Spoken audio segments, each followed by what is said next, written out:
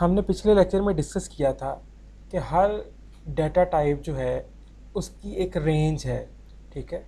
उसकी रेंज से बाहर वैल्यू देंगे तो वो उसको एक्सेप्ट नहीं करेगा, ठीक है। यहाँ पे मैं लिखता हूँ जो इंटीजर डाटा टाइप है उसकी रेंज हमने पढ़ा था -32,768 से लेके +32,767 तक है, ठीक है। यहाँ तक की वैल्यू इंटीजर के अंदर आ सकती है, ठीक है। अगर मैं इसको थोड़ा सा सेपरेट कर लूँ, ये हम ये वाला टॉपिक करने वाले हैं, यहाँ पे इसको करते हैं कॉपी।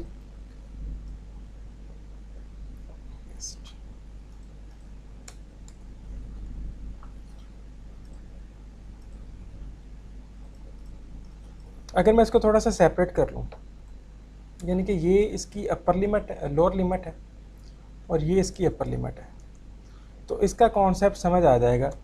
फॉर एग्ज़ाम्पल मैं एक बनाता हूँ डिम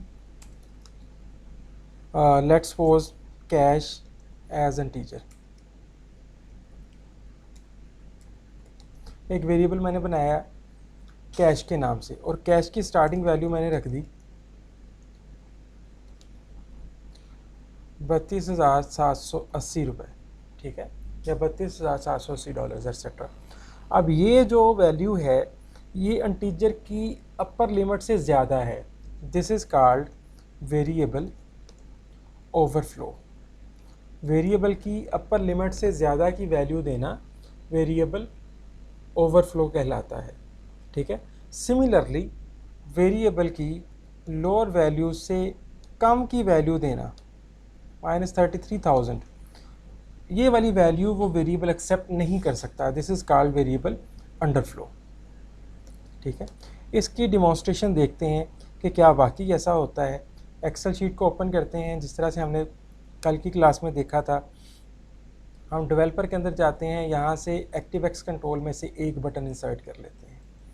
यहाँ पे मैं डिम कैश एज इंटीजर एक वेरिएबल डिक्लेयर करता हूँ, और कैश की वैल्यू मैं रख देता हूँ 34,000, ठीक है। उसके बाद मैं क्या करता हूँ, रेंज मैसेज बक्स में इसको लिखते हैं, मैसेज बक्स कैश, तो इसको डिस्प्ले करते हैं। यहाँ पे हम ऑप्शन एक्सप्लिसिट इस्तेमाल करेंगे, इसके बारे में भी आज के दिन में हम डिस्कस करेंगे।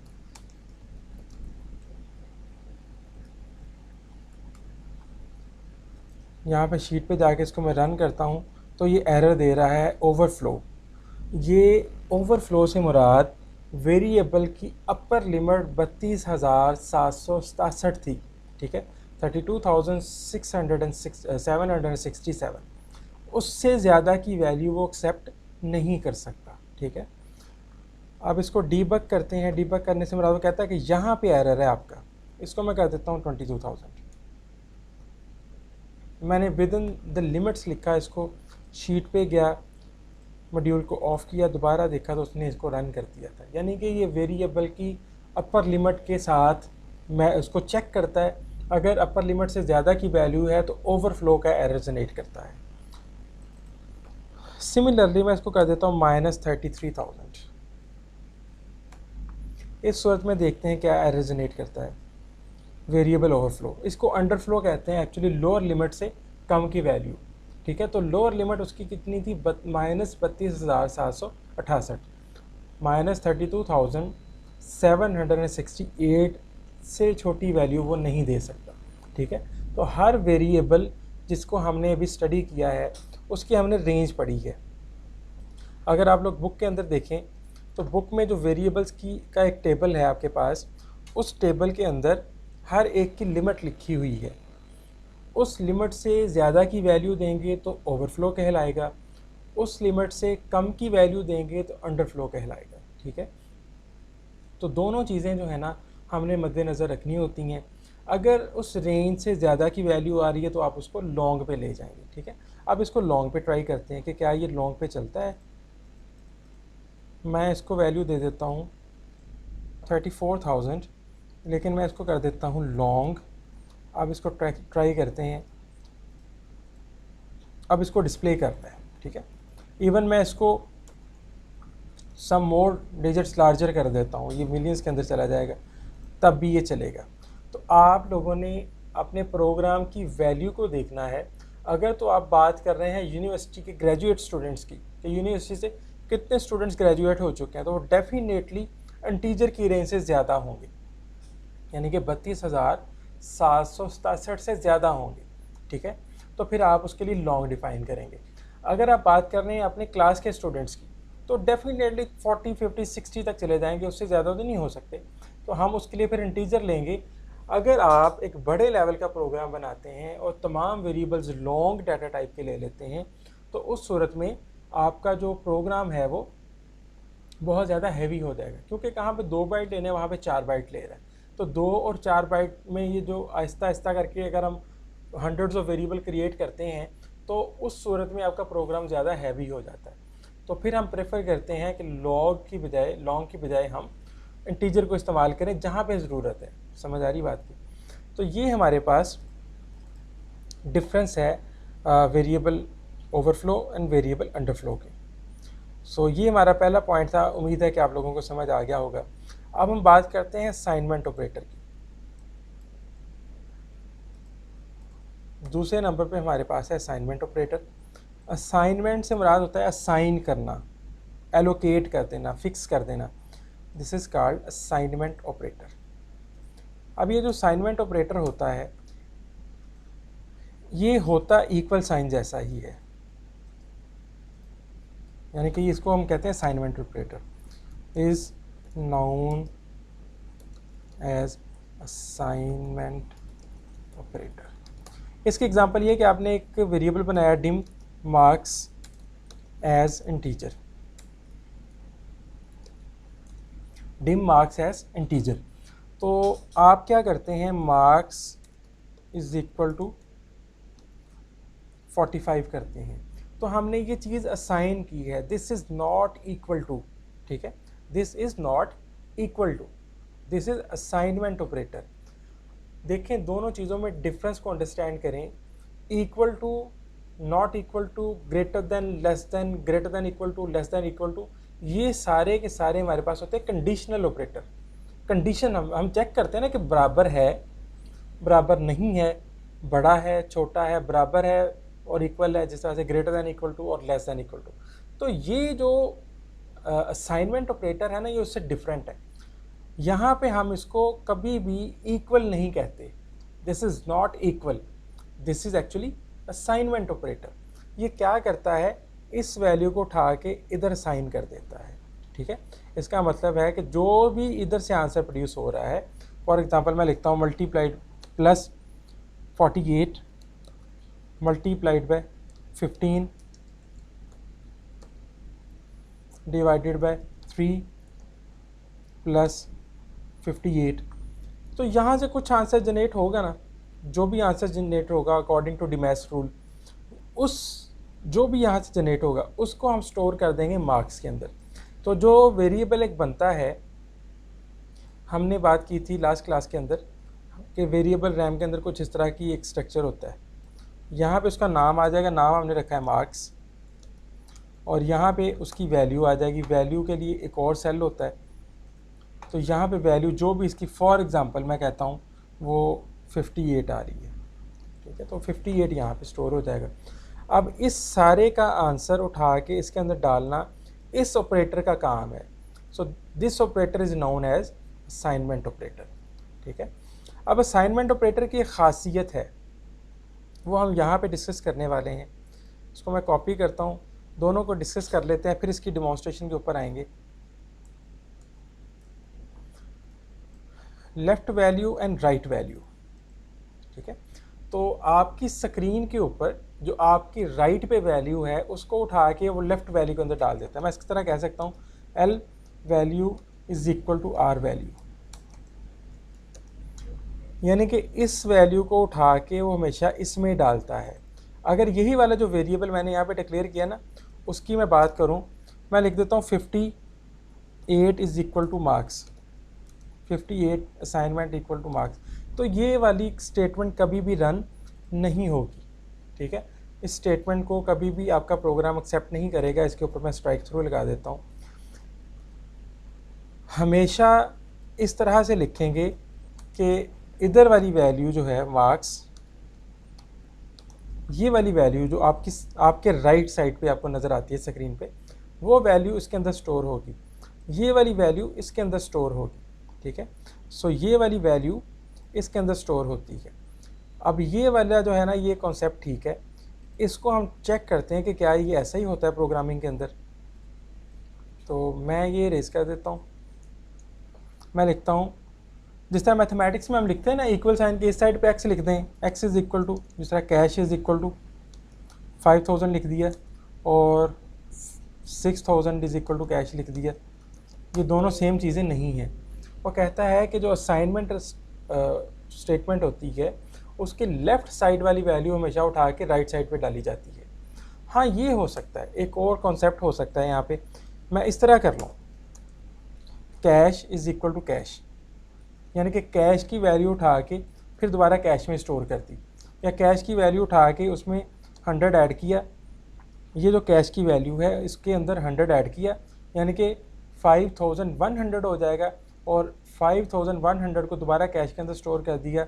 मैसेज बॉक्स के ऊपर मैं जाके लिखता हूँ कैश, तो अब उसकी वैल्यू 5100 आनी चाहिए, 5100। अगर आप इसी को इस तरह से करना चाहें तो फिर ये कभी भी रन नहीं होगा, ठीक है।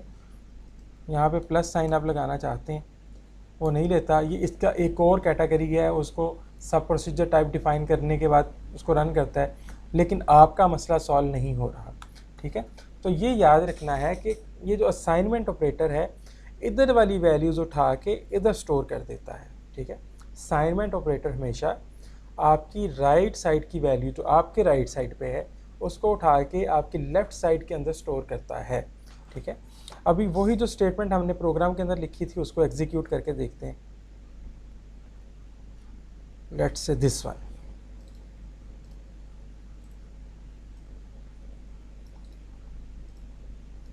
ठीक है। तो हमने ये लिखा, उसके बाद मैं मैसेज बॉक्स में लिखता हूँ मार्क्स। कुछ बच्चे सोच रहे होंगे कि हमने मैसेज बॉक्स के बारे में भी पढ़ा नहीं है।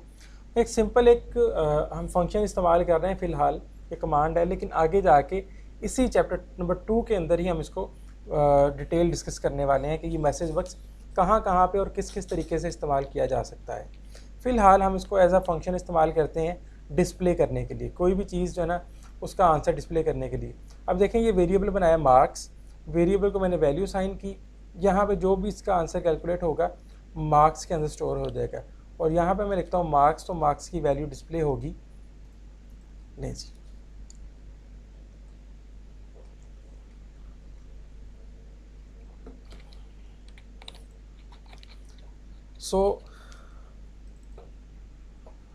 ये हमारे पास लेफ़्ट वैल्यू और राइट वैल्यू का कॉन्सेप्ट है कि जो असाइनमेंट स्टेटमेंट होती है, असाइनमेंट ऑपरेटर होता है, वो आपकी राइट वैल्यू को उठा के जो भी कैलकुलेशन करने के बाद आंसर आए उसको लेफ़्ट के अंदर स्टोर कर देता है। अच्छा, एक और चीज़ यहाँ पे समझ लेते हैं कि हमने इस मार्क्स को वेरिएबल क्यों कहा। अब देखें इसकी वैल्यू मैंने डिस्प्ले की, वो 343 एट्सेट्रा कुछ भी आई थी, उसके बाद मैं इसके अंदर और चीज़ें ऐड कर देता हूँ। Marks is equal two marks plus 100, और उसके बाद मैं फिर डिस्प्ले करता हूँ। तो मैं दोबारा डिस्प्ले करने लगा हूँ तो दो वैल्यूज़ डिस्प्ले होंगी। पहले ये ओरिजिनल है 343, अब उसमें 100 ऐड करेंगे तो 443। हमने कहा था वेरिएबल ऐसी मेमोरी लोकेशन है जिसका हमने एक नाम रखा हुआ है और उसकी वैल्यू एग्जीक्यूशन के दौरान तब्दील होती रहती है। अब देखिए पहले वैल्यू उसकी ये आई है मार्क्स की, और फिर वैल्यू जो आई है वो ये आई है। प्रोग्राम में वेरिएबल की वैल्यू एग्जीक्यूशन के दौरान तब्दील हो रही है, this is known as variable, और ये असाइनमेंट ऑपरेटर है। सो बेटा जी यहाँ तक आप लोगों का कोई क्वेश्चन है? ये जो हमने तीन चीज़ें पढ़ी हैं, variable, overflow, underflow, assignment operator, L value and R value, left value and right value, यहाँ तक कोई क्वेश्चन है तो पूछ लें, फिर आगे हम मूव करते हैं। Excuse me sir. जी बेटा।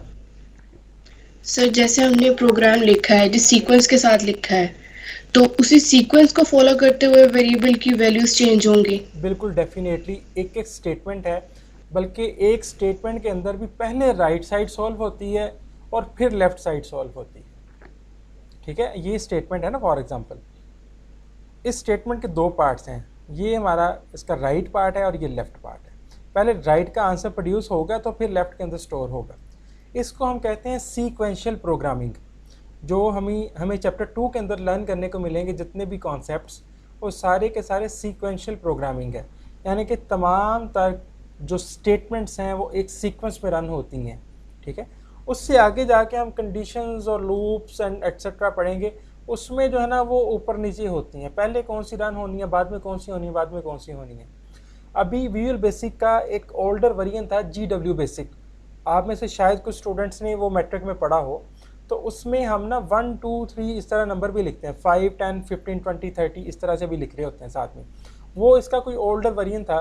तो यहाँ पे हमको नंबर तो लिखने की ज़रूरत नहीं पड़ती, लेकिन ये चलते उसी सीक्वेंस के अंदर हैं। ठीक है, जिस सीक्वेंस में लिखे जाते हैं, और प्रोग्रामिंग के इस मॉडल को हम सीक्वेंशियल प्रोग्रामिंग का नाम देते हैं। ओके सर, तो सर ऐसे हो सकता है कि पूरा प्रोग्राम लिखने के बाद अगर हम उसमें से कुछ स्टेप्स को मतलब अप्लाई ना करना चाह रहे हो, हाँ लेकिन जी, ये पॉसिबल नहीं है कि हम वो स्टेप्स निकाल दें। पूरा प्रोग्राम लिखने के बाद अगर आप कुछ स्टेप्स नहीं लिखना चाहते तो आप ये काम करते हैं, ये वाला जो आपको नज़र आ रहा है ना, मैंने अपोस्ट्रोफी डाला है यहाँ पे, सिंगल कोड जिसको कहते हैं। अब ये दो स्टेटमेंट जो मैंने लिखी हुई हैं लेकिन रन नहीं होंगी। अब देखें यहाँ तक कि मार्क्स डिस्प्ले होंगे, ना मार्क्स की वैल्यू में 100 ऐड होगा, ना अगली दफ़ा वैल्यू शो होगी। इसको रन करके देखते हैं, ये आ गया 443 और उसके बाद प्रोग्राम टर्मिनेट हो गया। फॉर एग्ज़ाम्पल इसमें मैं ये वाला उसके अंदर इंक्रीमेंट नहीं करना चाहता, इसको मैं रहने देता हूँ कमेंट्स के अंदर और इसको रेज कर देता हूँ। ये लिखा हुआ है लेकिन ये एग्जीक्यूट नहीं होगा। अब दोनों दफ़ा मार्क्स की सेम वैल्यू डिस्प्ले होगी क्योंकि ये वाली स्टेटमेंट रन नहीं होने वाली। 343 एंड अगेन 343। ठीक है, इसको हम कहते हैं कमेंट्स। तो कमेंट्स में ऐड करने का तरीकाकार ये होता है कि आप इसके ऊपर अपोस्ट्रोफी लगा देते हैं, वो आगे की चीज़ रन नहीं होती। ठीक है, ये ग्रीन जो नज़र आ रहा है ना, दिस इज कमेंट। तो कमेंट रन नहीं होता। अगर आप कोई स्टेटमेंट रन नहीं करना चाहते उसके ऊपर कमेंट लगा दें, हो सकता है फ्यूचर में आपको कभी उसकी कोई ज़रूरत पड़े। ठीक है, तो बाज़ दफ़ा ये होता है कि स्टूडेंट को बताने के लिए ना कि कौन से स्टेप में क्या किया है, या बड़े प्रोग्राम्स के अंदर तो उसमें ना इंटेंशनली कमेंट्स ऐड किए जाते हैं। फॉर एग्ज़ाम्पल ये मैंने लाइन लिखी है तो यहाँ पे मैं लिख देता हूँ here we have declared an integer variable। ठीक है, अब ये वाली लाइन रनिंग होगी। अगर ये कमेंट में नहीं है तो आप इसको रन करके दिखाएं, फिर वो उसी वक्त एरर जनरेट करेगा कि ये आपने क्या लिख दिया, ये तो प्रोग्रामिंग को समझ नहीं आ रही। कंप्यूटर तो वही चीज़ें समझता है ना जो प्रोग्रामिंग के सिंटैक्स के मुताबिक है। अब उसको तो ये समझ नहीं आ रही, वो कंपाइलर एरर दे जा रहा है कि ये इस लाइन को समझाएं ये क्या लिखा है। हम क्या करते हैं, इसको हम कमेंट्स के अंदर ऐड कर देते हैं। अब प्रोग्राम चलेगा। अब आप अपना प्रोग्राम चला के देख सकते हैं, प्रोग्राम चल रहा है लेकिन ये लाइन आपके प्रोग्राम को इफ़ेक्ट नहीं कर रही। तो अगर आप चाहते हैं कि कुछ स्टेटमेंट्स लिखी हैं लेकिन वो एग्जीक्यूट ना हो तो आप उनको कमेंट्स के अंदर ऐड कर देते हैं। हाँ जी बेटा, और कोई स्टूडेंट क्वेश्चन कोई और? Thank you sir. ओके बेटा जी, आगे मूव करें। सो नेक्स्ट हमारे पास है ऑप्शन एक्सप्लिसिट। इस कॉन्सेप्ट को लेते हैं कि ये क्या है, what is mean by option explicit. Option, ये एक हमारे पास ऑप्शन है। अभी इसको समझाने से पहले मैं अपनी शीट के ऊपर वापस आता हूँ। ये मैंने ऑप्शन एक्सप्लिसिट लिखा था, इसको मैं रेज कर देता हूँ। ठीक है, हमने कहा, बल्कि हमने एक पूरा लेक्चर लगाया अंडरस्टैंड करने के लिए कि वेरिएबल कैसे डिक्लेयर करते हैं ताकि हमारा प्रोग्राम चल सके। ठीक है, ये लाइन इसको रेज कर देते हैं कमेंट्स वाली। मैं वेरिएबल डिक्लेयर ही नहीं करता। ठीक है, मैंने वेरिएबल डिक्लेयर किया ही नहीं है, मैं इसको चलाता हूँ, प्रोग्राम चल रहा है, आंसर भी सही दे रहा है। ठीक है, तो ये VBA की प्रॉपर्टी है। एक्चुअली विजुअल बेसिक के कोई भी मॉडल पे चले जाएं आप, GW बेसिक के ऊपर चले जाएं, विजुअल प्रोग्रामिंग के अंदर चले जाएं, उसकी ये प्रॉपर्टी है कि वो वेरिएबल्स को बगैर डिक्लेयर किए इस्तेमाल करने की इजाज़त देती है, ठीक है। लेकिन इसके अंदर इश्यूज आते हैं बाद में, जब आप इसको अप्लाई करेंगे आगे जाके, हम जो प्रोग्राम्स करने वाले हैं नेक्स्ट वीक से स्टार्ट करेंगे, हम देखेंगे कि अगर वेरिएबल को डिक्लेयर किया हुआ है और उसकी डाटा टाइप बताई हुई है तो आंसर ठीक आ रहा है, वरना आंसर कुछ का कुछ बनता जा रहा है, ठीक है। तो उसके लिए ना हमको ज़रूरत होती है कि हम फिक्स कर लें ऑप्शन एक्सप्लिसिट। यहाँ पे लिखते हैं ऑप्शन एक्सप्लिसिट। अब जब आपने अपने ऑप्शन एक्सप्लिसिट यहाँ पे लिख दिया है, इससे मुराद ये है कि आप कोई भी वेरिएबल विदाउट डिक्लेरेशन इस्तेमाल नहीं कर सकते, ठीक है। रन करके देखते हैं। वो कहता है वेरिएबल इज़ नॉट डिफाइंड। कहता है कि ये जो मार्क्स नाम का वेरिएबल है, पहले इसको डिफाइन करें फिर हम आगे मूव करेंगे। करके देखते हैं बेटा इसको। यहाँ पे मैं लिख देता हूँ डिम मार्क्स एज इंटीजर।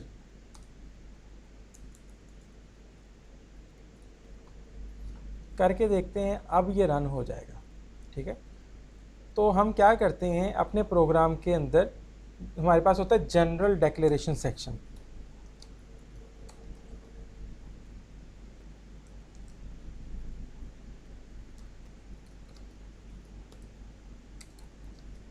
इसको GDS कहते हैं। यहाँ पे आते हैं शीट पे वापस। अभी यहाँ पे देखें ना, मैं यहाँ पे कोडिंग कर रहा हूँ इस पोर्शन के अंदर, तो लिखा हुआ आ रहा है कमांड बटन 1 के ऊपर क्लिक करने से ये होगा। मैं यहाँ पे आता हूँ, आता है जनरल, और यहाँ पे आता है डिक्लेरेशंस। तो इस सेक्शन को हम कहते हैं जनरल डिक्लेरेशन सेक्शन।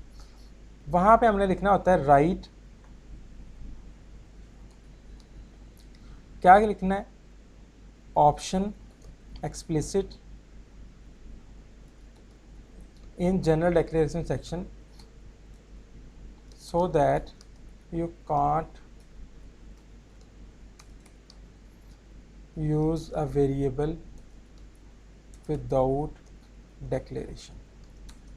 जब तक आप वेरिएबल को डिक्लेयर नहीं करते तब तक आप इसको इस्तेमाल नहीं कर सकते, ठीक है। तो अगर आप ऑप्शन एक्सप्लिसिट नहीं लिखते फिर आप वेरिएबल को बगैर डिक्लेयर किए भी इस्तेमाल कर सकते हैं। तो इसके अंदर जो लफ्ज़ हमने इस्तेमाल किया है वो है ऑप्शन एक्सप्लिसिट।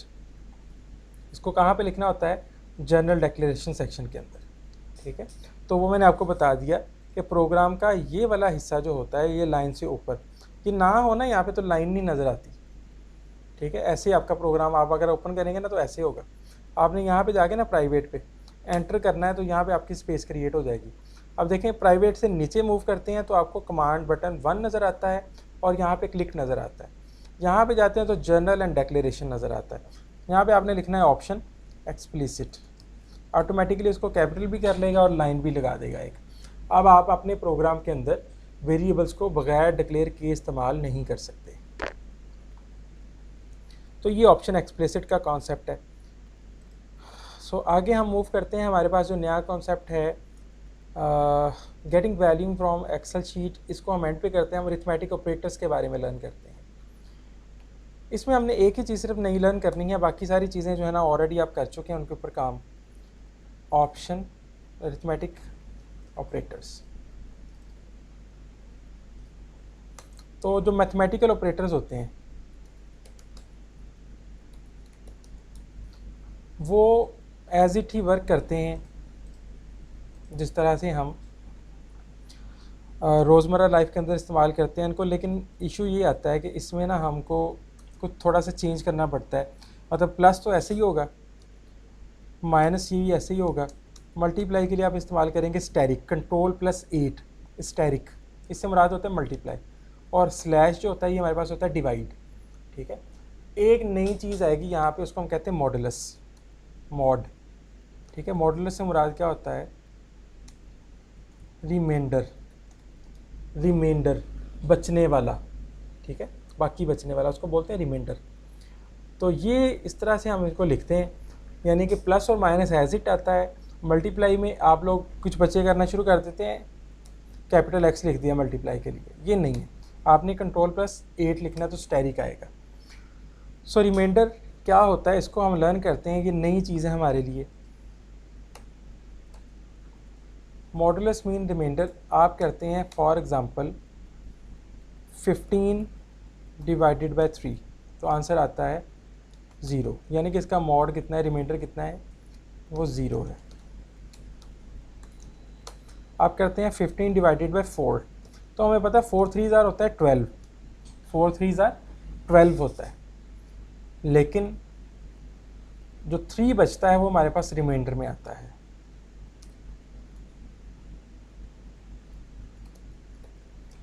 सिमिलरली आप करते हैं 24 डिवाइडेड बाय 5, तो आंसर जो आता है 5 4 20 और बाकी बचेगा 4 रिमाइंडर। अच्छा बेटा जी, यहाँ पे आप लोगों ने मुझे ये बताना है 0 डिवाइडेड बाय 5 कितना रिमाइंडर आएगा। 0 डिवाइडेड बाय 5 रिमाइंडर आएगा 0, शाबाश। 0 5 डिवाइडेड बाय 0 कितना रिमाइंडर आएगा, इन्फिनिटी हो जाएगा। शाबाश। इन्फिनिटी नहीं होगा, अनडिफाइन होगा। इन्फिनिटी से मुराद है लामहदूद, अनडिफाइन से मुराद है जिसकी कोई डेफिनेशन मैथमेटिक्स में नहीं है। और अगर मैं करता हूँ 3 डिवाइडेड बाय 5, देन रिमाइंडर किसके इक्वल होगा। डेसिमल पॉइंट में चल जाएगा। नहीं, डेसिमल पॉइंट में चले जाए तो रिमाइंडर बेटा आता ही नहीं है। अगर आप पॉइंट लगाना शुरू कर देंगे तो फिर तो डिवीजन सारी मुकम्मल हो जाएगी, ठीक है। फिर तो ये पहले वाला भी डिवाइड हो जाएगा, जो 15 डिवाइडेड बाय 4 किया है हमने। आप इसको इशारिये में कर लें, 15 डिवाइडेड बाय 4 करेंगे तो इशारिये में तो पूरा पूरा तकसीम हो रहा है, 3.75 आंसर आ रहा है। हमने पॉइंट में तो जाना ही नहीं है, हम कह रहे हैं जैसे इंटीजर में जितना रिमाइंडर आ जाए। तो 3 डिवाइडेड बाय 5 जाना है सर, नेगेटिव में नहीं बेटा। इसका अगर आपके पास ये जो डिविडेंड है डिवाइडर से छोटा होगा तो वही हमारे पास रिमाइंडर होगा। समझ आई बात की। तो 3 चीज़ें इसमें डिफरेंट हैं, ये वाली, बाकी नॉर्मल है, ठीक है। बाकी तो आपको पता चल जाता है ना जब आप डिवीजन करते हैं कि क्या आंसर आने वाला है। तो इसको लिखते कैसे हैं, हम लिखते ऐसे हैं 15 mod 5 या 15 mod 4, 3 mod 5, ठीक है। तो इस तरह से इसको लिखते हैं। ये तो डिवीजन है ना, हम इसको इस तरह से लिखते हैं मॉड, ठीक है। तो ये हमारे पास मॉड की फॉर्म है। तो ये हमारे पास अरिथमेटिक ऑपरेटर्स हैं। इसमें जो चीज़ मैटर करती है वो है इनकी प्रेसिडेंस। प्रेसिडेंस हम कहते हैं तरतीब, किस तरतीब से ये रन होते हैं, ठीक है, किस तरतीब से रन होते हैं। इसकी तरतीब आप लोगों को पता है, जो ऑलरेडी हम पढ़ चुके हैं, डिवीजन, मल्टीप्लिकेशन, एडिशन, सब्ट्रैक्शन, ठीक है। ये रूल होता है डिमैस रूल जिसको हम कहते हैं। तो आप में से मुझे कोई बच्चा ये बताएगा कि मॉडुलस कहाँ पे आएगा। जो अभी हमने मॉडुलस पढ़ा है वो इसमें कहाँ पे आएगा।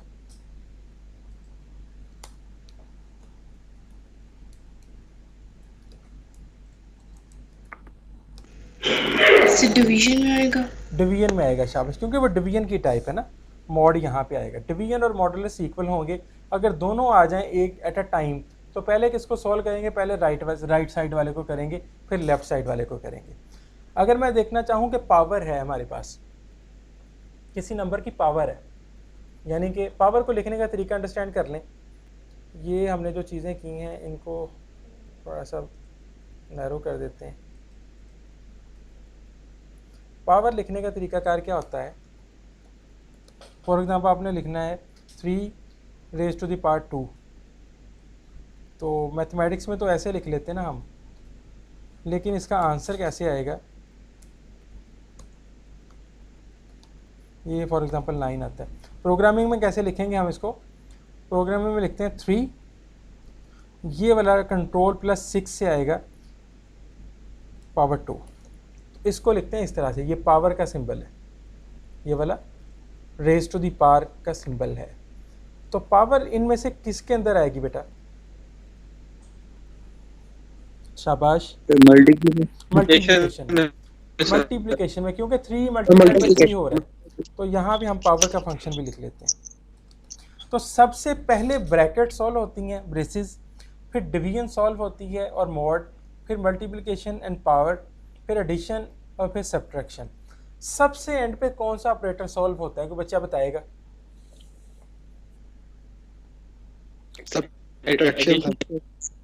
नहीं, सब्ट्रैक्शन नहीं होगा सबसे एंड पे, एडिशन सर, एडिशन। अभी मैं आपके सामने एग्जांपल ओपन कर देता हूँ। ये लें जी, ये एग्जांपल है। सबसे एंड पे कौन सा ऑपरेटर सॉल्व होगा इसके अंदर? Addition sir. No no no sir addition नहीं, सबसे एंड पे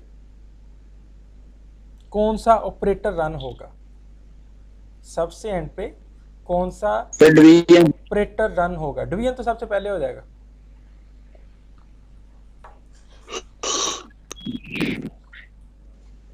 मल्टीप्लिकेशन सर। नहीं, मल्टीप्लिकेशन भी नहीं होगा।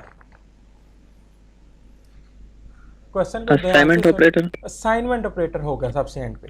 देखें ना, पहले डिवीजन होगी, फिर उसका जो आंसर आया उसके बाद मल्टीप्लिकेशन होगी, फिर उसके बाद जो आंसर आया एडिशन होगी, उसके बाद सबसे एंड पे असाइनमेंट ऑपरेटर। तो लोएस्ट प्रेसिडेंस अगर आपसे पूछा जाए किसकी है तो आपने कहना है असाइनमेंट ऑपरेटर की। सबसे लोएस्ट प्रेसिडेंस होती है असाइनमेंट ऑपरेटर की। समझ आ गई बेटा बात की? तो ये हमारे पास है arithmetic operators. Fourth and fifth. अभी हम बात करते हैं, ये जो एक पॉइंट रह गया हमारे एजेंडा में, getting value from Excel sheet. कल हमने एक्सेल की शीट के ऊपर वैल्यू को प्लेस करना सीखा था। आज हम एक्सेल की शीट पे वैल्यू प्लेस करने की बात करते हैं। फॉर एग्जांपल, यहाँ से हमने वैल्यू उठानी है। यहाँ पे हमने लिखा हुआ है रेडियस, और रेडियस की वैल्यू है 7.68। ठीक है, तो ये रेडियस की वैल्यू यहाँ पे लिखी हुई है।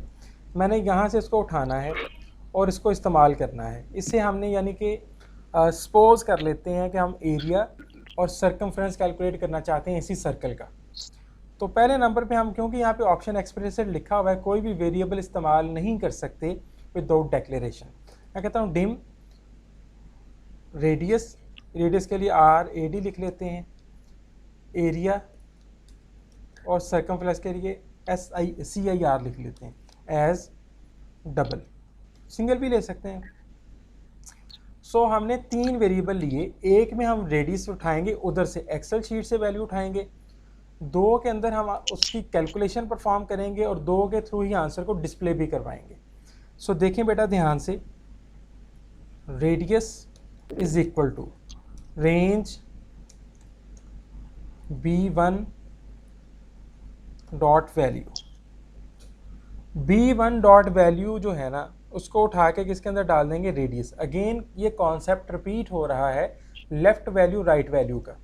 अगर कल की तरह हम लिखते, यानी कल हमने इसको इस तरह लिखा हुआ था, copy is equal to radius, उसने रेडियस की वैल्यू उठा के इस पे ले जानी थी। रेडियस को क्योंकि हमने कोई वैल्यू नहीं दी थी तो उसने 0 वैल्यू उठा के यहाँ पे डाल देनी थी। ये है लेफ़्ट और राइट वैल्यू का कॉन्सेप्ट कि असाइनमेंट ऑपरेटर आपकी इस वैल्यू को उठा के इसके अंदर डालता है। तो इन दोनों पॉइंट्स के दरमियान डिफरेंस देखें, इसने यहाँ से वैल्यू उठा के एक्सेल शीट पे ले जानी है और इसने एक्सेल शीट से वैल्यू उठा के यहाँ पे ले आनी है। तो फिलहाल हमें ज़रूरत है एक्सेल शीट से वैल्यू उठाने की। इसको मैं रेज कर देता हूँ। इसने एक्सेल शीट से वैल्यू उठा के रेडियस के अंदर स्टोर कर दी। तो उसके बाद हमने कैलकुलेट क्या करना है? एरिया। एरिया होता है πr²। पाई की वैल्यू, बेटा बातें नहीं, ये किसका माए कौन है? 3.14 पाई होता है πr²। Pi multiplied by r, multiplied by r कर लें, या pi multiplied by r raise to the power 2 कर लें, एक ही बात है। ये आपका एरिया कैलकुलेट हो जाएगा। और फिर आपके पास सर्कमफ्रेंस होता है 2 multiplied by pi 3.14 multiplied by r। तो ये दोनों चीज़ें कैलकुलेट हो गई हैं, लेकिन यहाँ पे हमने इनको डिस्प्ले भी करना है। फॉर एग्जांपल मैं कहता हूँ यहाँ पे डिस्प्ले कर लेते हैं A4 और A5 के अंदर। सॉरी हमने आर को डिक्लेयर नहीं किया हुआ, हमने आर ए डी लिखा हुआ है, तो हम आर ए डी लिखेंगे और यहाँ पे भी आर ए डी लिखेंगे, ठीक है। सो हम A4 के अंदर लिखते हैं range A4 dot value is equal to area. ये जो डबल कॉड में लिख रहे हैं ना बेटा, ये एज इट डिस्प्ले होना होता है, ये बात याद रखें। अभी मैं लिखता हूँ रेंज, सर ये दोबारा ये रेंज A4 वाला ये समझ नहीं आई। बेटा होल्ड करें, मैं एंड पे बताता हूँ। B4 is equal to area. So बेटा अगर आपने ये जो जिस बच्चे ने क्वेश्चन किया है, अगर आपने कल की क्लास नहीं ली, यूट्यूब पे आपसे वीडियो शेयर कीजिए, इसको जाके देखें। रेंज को हमने कल स्टडी किया था डिटेल में, दोबारा मैं थोड़ा सा ब्रीफ कर देता हूँ। रेंज से मुराद ये एक्सेल के सेल का एड्रेस है। B1 से वैल्यू उठानी है और किसके अंदर डाल देनी है, रेडियस के अंदर। तो यहाँ पे देखें ज़रा जाके, B1 से वैल्यू मैंने उठा के किसके अंदर डाल दिया, रेडियस के अंदर। अब मैं एरिया लिखने जा, जो डबल कोड में ना ये एज इट लिखा जाता है, किसके अंदर लिखना चाह रहा हूँ, A4 के अंदर। तो A4 के अंदर यहाँ पे आपका एरिया लफ्ज़ लिखा हुआ नज़र आ जाएगा। और फिर मैं क्या करने वाला हूँ, B4 के अंदर एरिया जो है ना, ये एज ए डिस्प्ले नहीं होगा, बल्कि उसकी वैल्यू जो हमने यहाँ पे कैलकुलेट की है वो यहाँ पे डिस्प्ले होगी। तो यहाँ पे B4 के अंदर उसकी वैल्यू शो होगी। फिर यहाँ पे सरकमफ्रेंस डिस्प्ले करना है A5 के अंदर, लफ्ज़ लिखा है डिस्प्ले करना है मैंने, रेंज A5। जो लफ्ज़ एज इट लिखा डिस्प्ले करना हो उसको आप डबल कोड में लिख देते हैं, सरकमफ्रेंस, ठीक है। और जो वैल्यू शो करनी होती है आपने, वो आपने वेरिएबल का नेम लिखना होता है, एग्जैक्ट B5 के अंदर B5 की वैल्यू क्या रखनी है, SIR। अब देखें ये वाली लाइन यहाँ से वैल्यू लेगी और ये वाली लाइन इस CIR की वैल्यू लेगी, और ये वाला एज इट डिस्प्ले होगा। देखते हैं जी क्या एरिया और सरकमफ्रेंस कैलकुलेट होके यहाँ पे आते हैं। तो ये एरिया और सरकमफ्रेंस आपके सामने लिखा हुआ नज़र आ गया। ये दो चीज़ें जो डबल कोड में लिखी थी ऐसे ही आ गई, और जो डबल कोड में नहीं लिखी हुई तो वो हमारे पास इस तरह से आ गई, ठीक है। तो ये हमारे पास डिफरेंस है वेरिएबल को डिस्प्ले करने का और स्ट्रिंग्स को। ये जो डबल कोड के अंदर होते हैं इसको बोलते हैं strings. Strings are always in double quote, ठीक है। तो ये स्ट्रिंग डबल कोड के अंदर है। सिमिलर यहाँ पे भी ये लाइन यहाँ पे भी हम लिख सकते हैं, कॉपी। स्ट्रिंग्स जो है ना वो डबल कोड के अंदर होती हैं। तो हमने क्या किया, इस प्रोग्राम को दोबारा से अंडरस्टैंड करें। हमने रेडियस, एरिया और सरकमफ्रेंस 3 वेरिएबल डिक्लेयर किए। रेडियस की वैल्यू हमने उठाई एक्सेल शीट से, फिर फार्मूलाज लगा के हमने एरिया और सरकमफ्रेंस को कैलकुलेट किया। फिर हमने इसको क्योंकि डिस्प्ले भी करना था, तो मैंने पहले लिखा कि मैं क्या डिस्प्ले करने लगा हूँ, और फिर मैंने उसकी वैल्यू डिस्प्ले कर दी। फिर मैंने लिखा क्या डिस्प्ले करने लगा हूँ, फिर मैंने उसकी वैल्यू को डिस्प्ले कर दिया। ये एक प्रोग्राम है। कुछ बच्चों को बहुत ज़्यादा यहाँ पे अंडरस्टैंडिंग अगर नहीं भी हुई तो आप लोगों ने परेशान नहीं होना। अभी हमने ग्रेजुअली इस तरह के बहुत सारे और प्रोग्राम्स करने हैं, तो जो है ना आपकी अंडरस्टैंडिंग डेवलप हो जाएगी ग्रेजुअली, ठीक है। तो ये हमारे पास सरकमफ्रेंस और एरिया आपके सामने डिस्प्ले हो गया। आपने जो चीज़ें कल की क्लास में पढ़ी हैं वो उसके ऊपर अप्लाई कर सकते हैं। For example selection range A4 से लेके B5 तक डॉट सेलेक्ट कर लें। फिर सिलेक्शन के ऊपर आप जो मर्ज़ी कर लें, selection dot interior dot colour index is equal to 5 कर दें। Selection dot font dot colour is equal to VB yellow कर दें, ठीक है। Selection dot